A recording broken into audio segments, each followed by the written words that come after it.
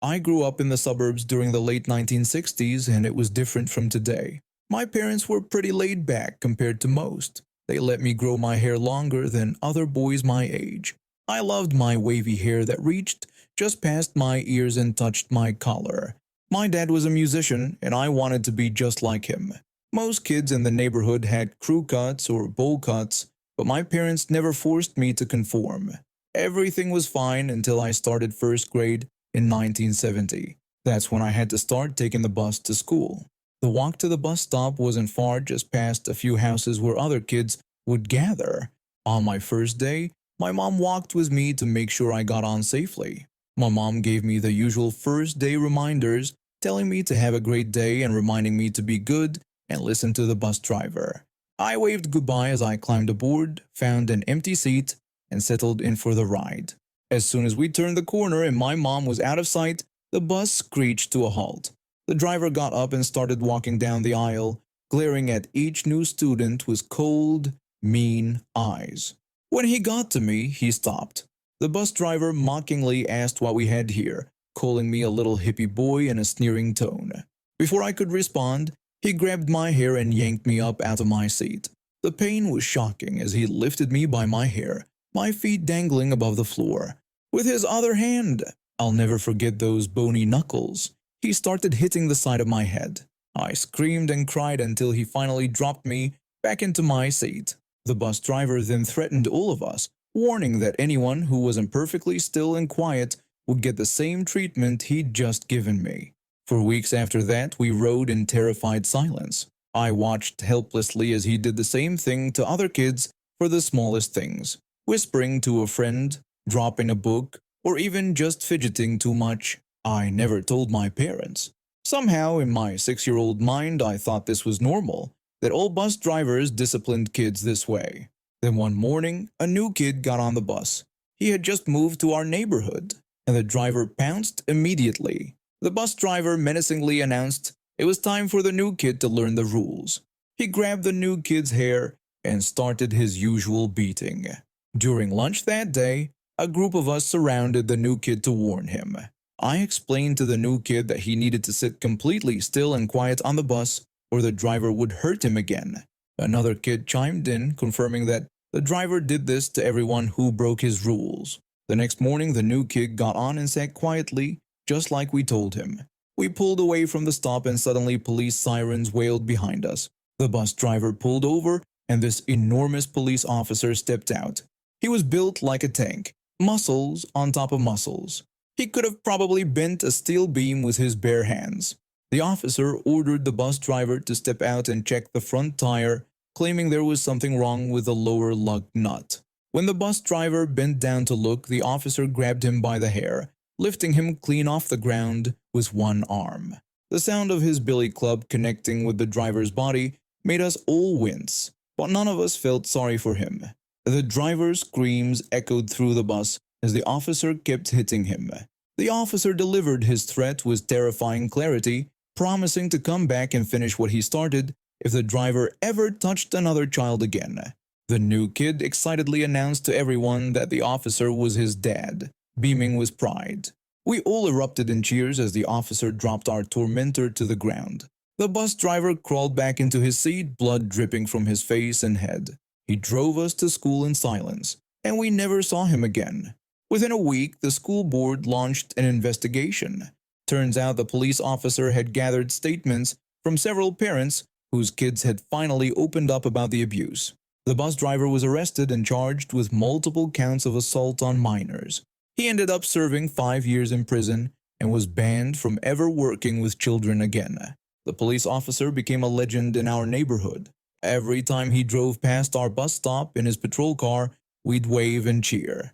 He always smiled and waved back, knowing he had made our lives so much better. That morning changed everything. We could finally ride to school without fear, talk with our friends, and just be kids again.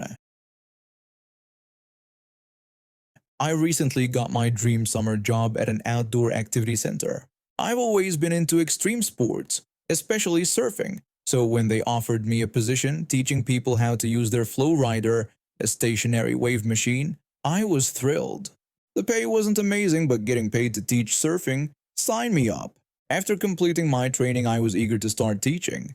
The center usually organizes groups of 9 to 10 people per session since it's more cost effective for customers and gives them more riding time. On what was probably my fourth or fifth time teaching, I had an experience I'll never forget. I was checking the health and safety forms for my upcoming group when I noticed only 7 people had signed in.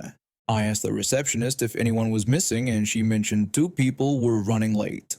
Right on cue, in walks this mom with 2 kids and a baby. One of the kids, let's call him the troublemaker, was practically bouncing off the walls, clearly on a sugar high from what looked like an entire candy store's worth of chocolate.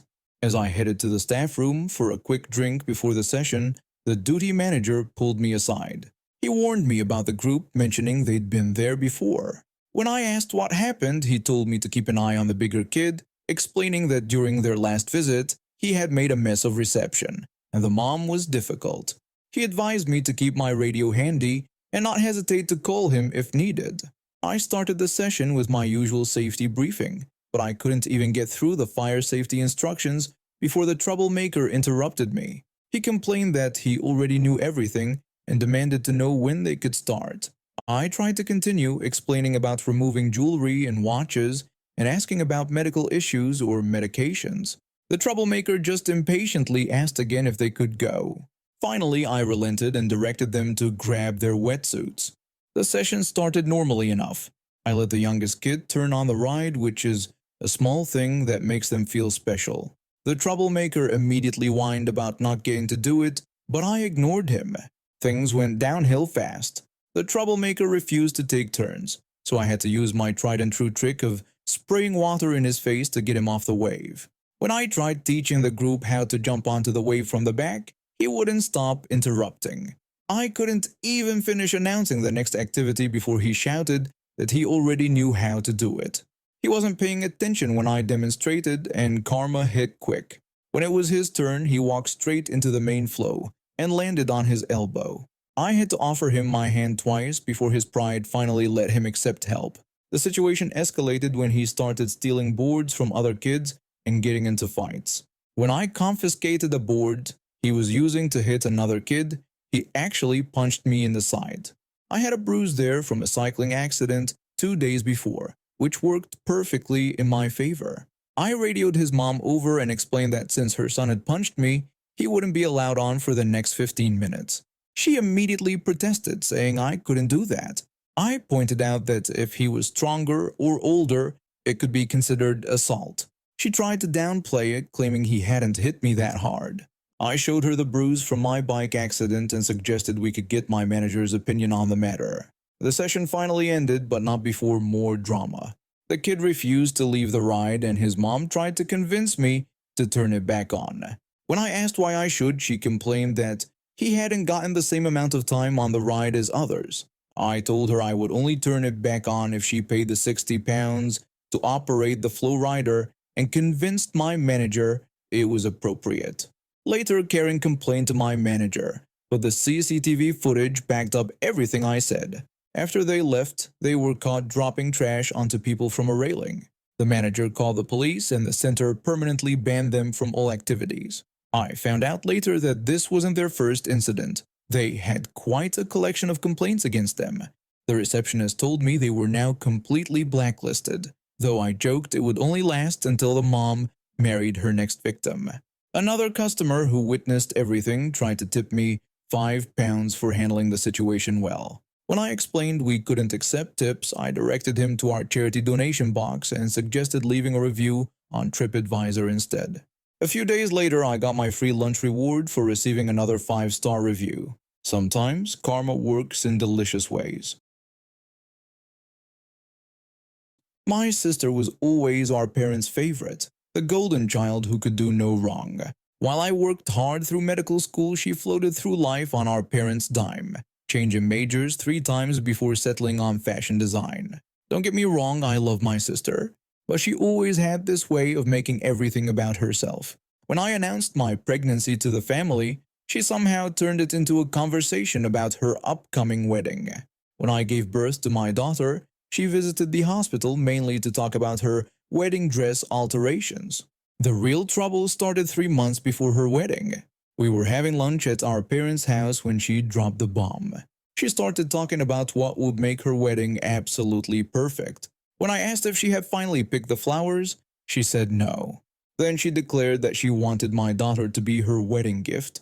I thought she was joking at first, but she was dead serious. She tried to convince me by pointing out how busy I always was at the hospital while she had plenty of free time. She added that she didn't want to go through pregnancy and childbirth because it would ruin her figure, but still wanted the experience of being a mom. In her mind, this made it the perfect solution. When I told her she couldn't be serious and that my daughter wasn't a handbag she could just borrow, she accused me of being selfish. She started listing all the things she could give my daughter, like trips to Paris Fashion Week and fancy clothes. Then our mother made it worse by suggesting I should consider my sister's offer, reminding me how good she supposedly was with children. I got up and left, but that was just the beginning. For the next few weeks, she bombarded me with texts and calls. Our parents kept trying to convince me to at least think about it. My sister even showed up at my workplace once, causing a scene in the hospital lobby about how I was ruining her perfect wedding. I still went to her wedding, stupid me trying to keep the peace. My husband stayed home with our daughter since we didn't trust the situation. The ceremony went fine, but during the reception, I got a panicked call from my husband telling me our daughter was gone. Someone had broken into the house and taken her. I immediately knew. I ran to find my sister, but she wasn't at her own reception. That's when one of her bridesmaids approached me, looking nervous. She revealed that my sister had hired someone to take my daughter, claiming it was all arranged with me and part of some surprise. I called the police immediately. They found my sister at a hotel just outside of town with our daughter. She was still in her wedding dress trying to book a flight to France. Turns out she had been planning this for weeks.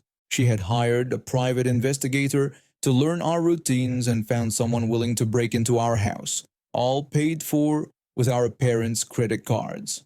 The trial was a wake-up call for everyone. My sister broke down on the stand, ranting about how she deserves to be a mother more than me because she could provide a more sophisticated upbringing. The judge wasn't impressed. She got 8 years for conspiracy to commit kidnapping. Our parents finally saw her for who she really was. They tried to apologize to me, but the damage was done. I haven't spoken to them since the trial. They still visit my sister in prison, sending her care packages and money for the commissary. Last I heard, they're trying to get her sentence reduced. My daughter is 5 now, happy and healthy. Sometimes she asks about her aunt, and I tell her the truth in age-appropriate ways. My husband and I moved to another state, started fresh. I still practice medicine, but now I specialize in trauma counseling for families. Turns out my sister did end up changing my life, just not in the way she planned. The funny thing is, she still doesn't think she did anything wrong. She sends letters from prison sometimes, still trying to justify herself. In her letters, she writes about how she would have given my daughter everything, and calls me selfish for keeping her away. I don't reply anymore. Some people never change. They just get better at hiding their entitlement, until they don't. I own a small bakery that specializes in custom birthday cakes. Been doing this for about 6 years now, and I've built quite a reputation in our community. My sister asked me to make a special cake for my niece's 7th birthday, a 3-tiered masterpiece with handcrafted sugar flowers and a princess castle theme. It took me 3 days to perfect it, but seeing my niece's face would be worth every minute. My sister booked the Crystal Room at the Grand Plaza Hotel. It's this beautiful space with floor-to-ceiling windows and a connecting door to a smaller conference room. The hotel confirmed her booking 2 months in advance, and she went all out with decorations, hired entertainers, the works. On the day of the party, I arrived early to set up the cake. That's when I first encountered him. This guy in an expensive suit storming through the hotel lobby, shouting into his phone. The hotel manager was trailing behind him, trying to explain something, but this guy wasn't having it. The CEO started yelling at the hotel manager, demanding to know why there was a children's party next door. He kept insisting that he had specifically requested the entire wing for his board meeting and then pulled the classic "Do you know who I am?" line. The hotel manager tried to calmly explain that the Crystal Room and Conference Room B were separate spaces, and attempted to point out that the birthday party had been booked months ago, but the CEO cut him off mid-sentence. The CEO then started ranting about how he didn't care when it was booked, arguing that he was paying premium rates and wouldn't tolerate his meeting being disrupted by screaming children. The hotel manager tried to explain that the spaces were soundproofed, but the CEO demanded they move my niece's party to the parking lot. My sister came in during this argument and told him that they weren't moving anywhere, explaining that they had paid for the space and her daughter's guests would be arriving soon. The CEO responded by insulting her, saying he had a multi-million-dollar deal on the line, and referred to my niece as a little brat, suggesting her party could happen anywhere. That's when I stepped in, trying to mediate by suggesting we could work something out, mentioning the soundproofing again. But the CEO just shouted at me to shut up, declaring he'd had enough of this nonsense. He stormed into our room straight towards the cake table. Everything happened so fast. He raised his foot and kicked the bottom tier of my masterpiece. The whole thing collapsed, splattering across the floor. My niece, who had just walked in with my brother-in-law, burst into tears. The CEO stood there with this smug look on his face, but it didn't last long. My brother-in-law, who happens to be a former college football player, tackled him to the ground so fast it was almost beautiful to watch. The CEO's face planted right into some of the scattered cake frosting. The CEO started screaming from under my brother-in-law, demanding to be released and threatening to sue us all. My brother-in-law just calmly told him he could sue us from jail. The hotel security arrived within minutes, followed by the police. Turns out the CEO had quite a reputation for throwing tantrums like this. The hotel's cameras caught everything, and several guests had their phones out recording the whole scene. One of the board members he was meeting with witnessed the whole thing. She came over while the police were handcuffing him and apologized for his behavior. She revealed that the board had been looking for a reason to remove him, and this public meltdown was exactly what they needed. She told us they would be pressing charges for damage to hotel property and encouraged us to do the same. The hotel comped us their grand ballroom for the party, and their executive chef whipped up an emergency cake. It wasn't as elaborate as mine, but my niece ended up having an even better time because now her party had a real princess ballroom. The CEO was charged with vandalism, disorderly conduct, and assault. He shoved the hotel manager during his initial tantrum. His company's board fired him the next day, and the video of his meltdown went viral. My bakery got tons of publicity from the incident, and I now have a waiting list months long. His former company now orders all their corporate event cakes from my bakery. Their new CEO makes sure to personally approve each order with a note apologizing for her predecessor's behavior.